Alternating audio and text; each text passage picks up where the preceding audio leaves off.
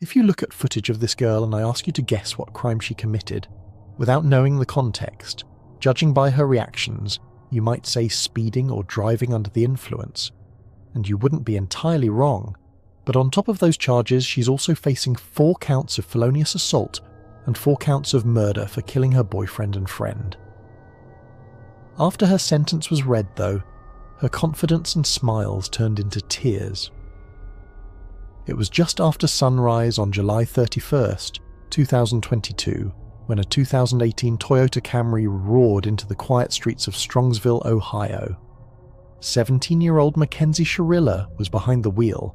Her 20-year-old boyfriend Dominic Russo and his friend Davian Flanagan crammed into the back seat. A few heartbeats later, the Camry slammed into the brick wall of a business at the corner of Progress Drive and Alameda Drive. Witnesses described the crash as cataclysmic.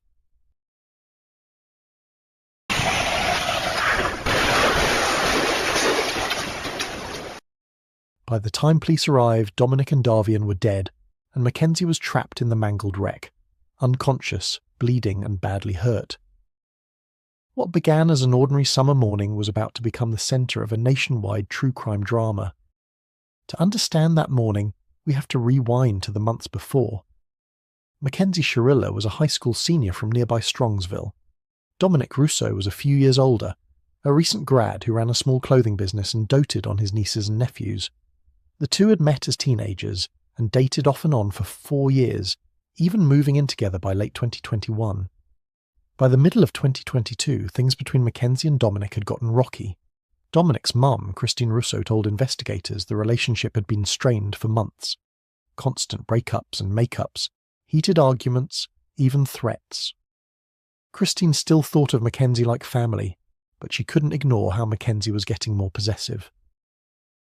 Behind closed doors, the little blow-ups were happening more often, and friends were starting to worry.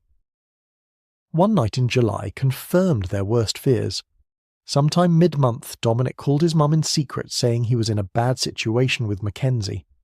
A family friend, Christopher Martin, jumped in his car to help. He ended up following Dominic's Jeep as it drove next to Mackenzie's Camry on the interstate.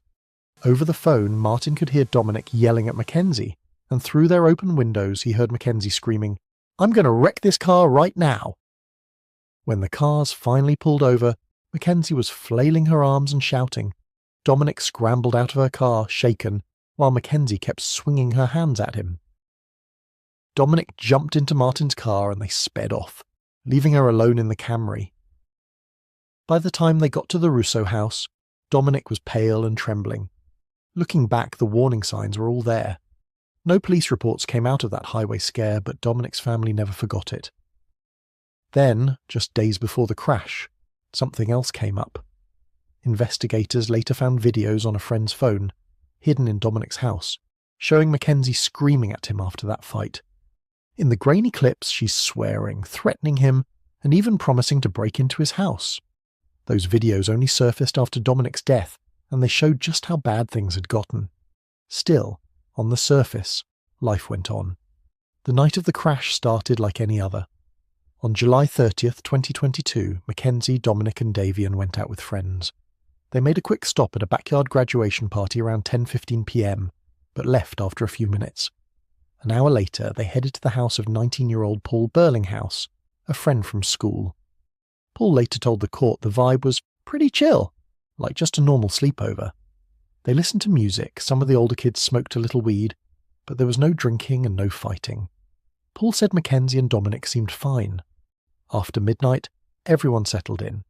Mackenzie on one couch, Davian on another. Dominic was lying down too, but by 4 a.m, when Paul drifted back to sleep, Mackenzie and Dominic had quietly slipped out. By 5:30 a.m, Mackenzie was behind the wheel of her Camry, Dominic and Davian riding along. They cruised down Progress Drive, a sleepy 35-mile-per-hour road, laughing and joking at first.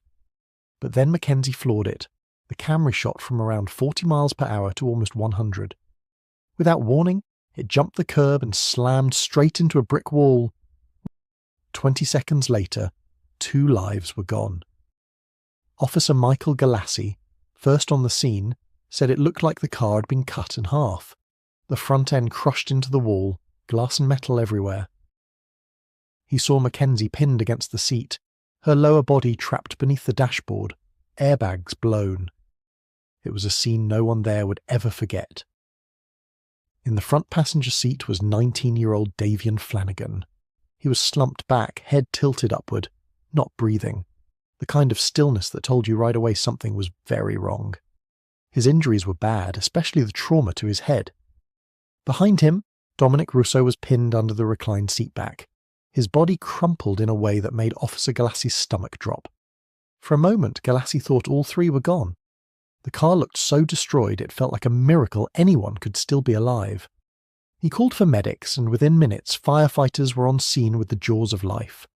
They smashed windows, sliced through mangled metal, and tried to make space to reach whoever was left inside. At first there was only silence. Then, buried under the deployed airbags, came the faintest sound. Mumbling. It was Mackenzie Sharilla, the teenage driver. She was still alive. They got her out and laid her on a stretcher beside Davian. By now she was groaning, barely conscious, but still able to whisper one thing. "How is Davian?" The answer wasn't good. He was technically still alive, and they rushed to get him onto an air ambulance, but he didn't make it to the hospital. Dominic's fate was decided right there at the scene. Medics said there was nothing they could do.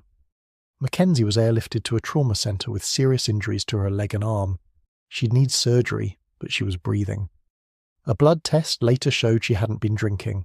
She was awake enough to answer questions, but said she couldn't remember anything about the crash. By the time the sun was up, word had already spread through Strongsville. 2 young men were gone, and it wasn't because of some random tragic accident. The whole community was left stunned and heartbroken. In the days after the crash, detectives interviewed friends and family, collected debris, and pulled the Camry's black box. Inside the car, they also found a digital scale, 2 phones, and a bag under the driver's seat holding 8.1 grams of mushrooms plus some cannabis. Mackenzie denied using drugs, and her blood test showed only trace THC, no alcohol. But the stash became part of the case. The black box data told the real story. For the 4.6 seconds before impact, the accelerator was pressed to the floor. No brakes, no swerves. The car fishtailed, then made a sharp right into the wall. Mechanics confirmed there was no malfunction. The Camry worked fine. A month later, Mackenzie was charged with 2 counts of aggravated murder and other offences. At trial, prosecutors said she chose a deserted route and aimed at the building. The crash video, called Chilling and Tragic by Judge Nancy Russo, showed the car accelerating straight in. The defence claimed she might have fainted or had a seizure, but the judge wasn't convinced. On August 14, 2023, Mackenzie was found guilty on all counts. This was not reckless driving. This was murder, Russo said, sentencing her to 2 concurrent life terms with parole possible after 15 years,